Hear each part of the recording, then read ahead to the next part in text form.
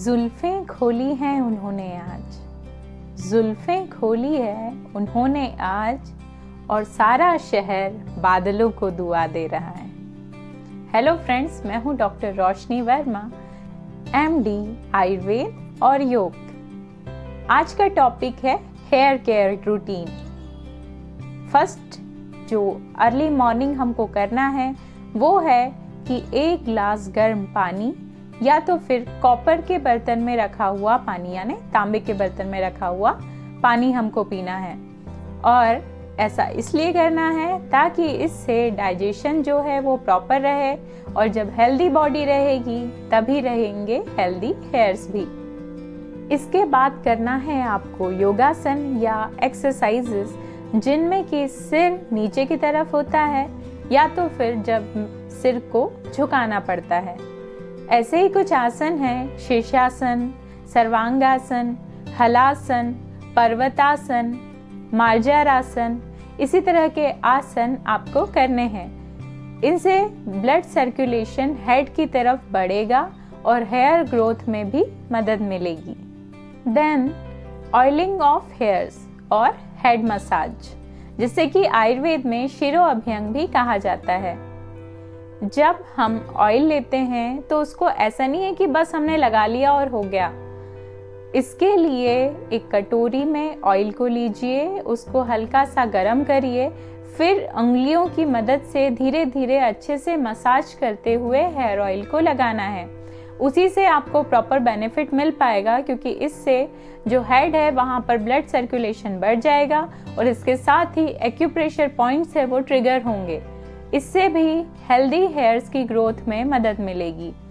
और hair oil आप या तो हेयर वॉश करने से 1-2 घंटे पहले भी लगा सकते हैं या नाइट में सोते समय भी इसे लगाया जा सकता है।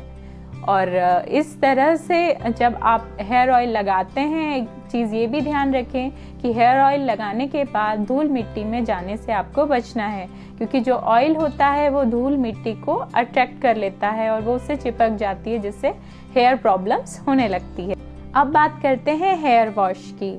नहाते समय सिर पर कभी भी गर्म पानी का यूज़ नहीं करना चाहिए, बल्कि सिर पर हमेशा ठंडा पानी ही यूज़ करना चाहिए। अब आप ये सोच रहे होंगे कि जो हेयर्स हैं वो तो डेड टिश्यू से बने होते हैं, इसमें क्या ठंडा और क्या गर्म। लेकिन ये हम बात कर रहे हैं हेयर रूट की, जो कि हेड में है।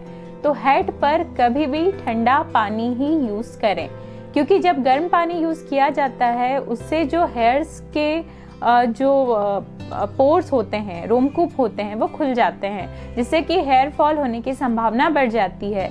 और अगर ठंडा पानी यूज़ किया जाए तो वो रोमकूप बंद हो जाएंगे और इस तरह से हेयर फॉल भी रुकेगा। इसलिए हमेशा ठंडा पानी ही सिर पर यूज़ करना चाहिए। हाँ, लेकिन ये ज़रूर ध्यान में रखें कि अगर बहुत ज़्यादा ठंड हो रही है तो फिर आप गुनगुना पानी यूज़ करें, ठंडा पानी सिर पर यूज़ नहीं करेंगे। साथ ही गीले बालों को बहुत रगड़कर ना पोंछें, उन्हें अपने आप ही सूखने दें। गीले बालों के टूटने की संभावना ज़्यादा होती है। Then hair comb. Hair comb करने के लिए भी ये ध्यान रखें कि गीले बालों में कभी भी कंघी यूज़ ना करें।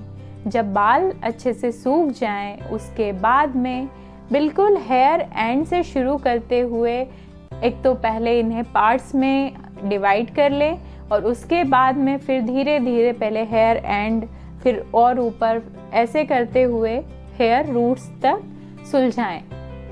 कभी भी ये कोशिश ना करें कि ऊपर से नीचे की तरफ बालों को सुलझाएं।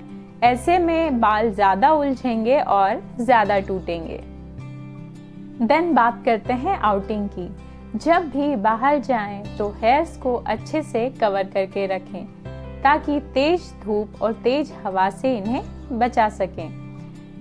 माना कि जो ओपन हेयर्स हैं वो देखने में बेहद खूबसूरत लगते हैं, लेकिन उनकी केयर करना भी उतना ही ज़रूरी है, क्योंकि हेल्दी हेयर होंगे तभी वो अच्छे लगेंगे।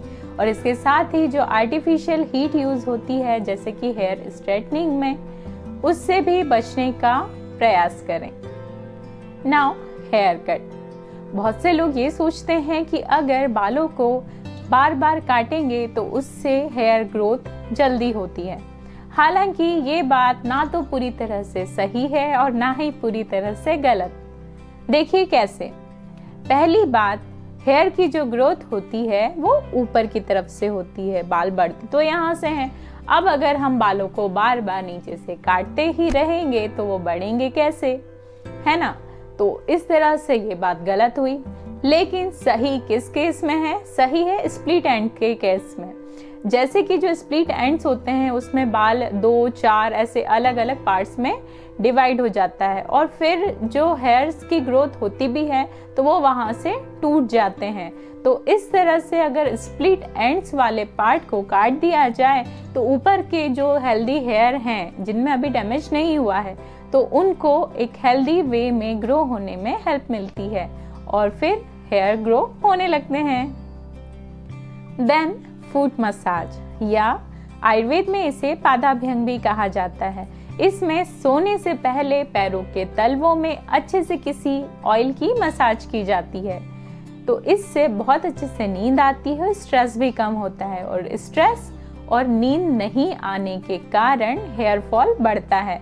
तो अगर आप फुट मसाज करेंगे अच्छे से तो उससे आपके हेयर भी मजबूत होंगे।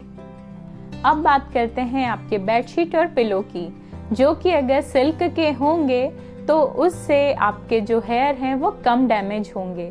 इसके अलावा सबसे इम्पॉर्टेंट टॉपिक है फूड या डाइट, जो कि हेल्दी हेयर्स के लिए ज़रूरी है। इसमें कुछ बेसिक चीज़ें तो आप जानते ही होंगे, जैसे हरी पत्तेदार सब्जियां और सीजनल फ्रूट्स, और साथ में अनहेल्दी डाइट नहीं लेना है। लेकिन नेक्स्ट वीडियो में मैं आपको बताऊंगी कुछ ऐसे सुपर फूड्स जिनसे कि आपकी जो हेयर की हेल्थ है उसमें आपको बहुत जल्दी ही पॉजिटिव चेंजेस देखने के लिए मिलेंगे।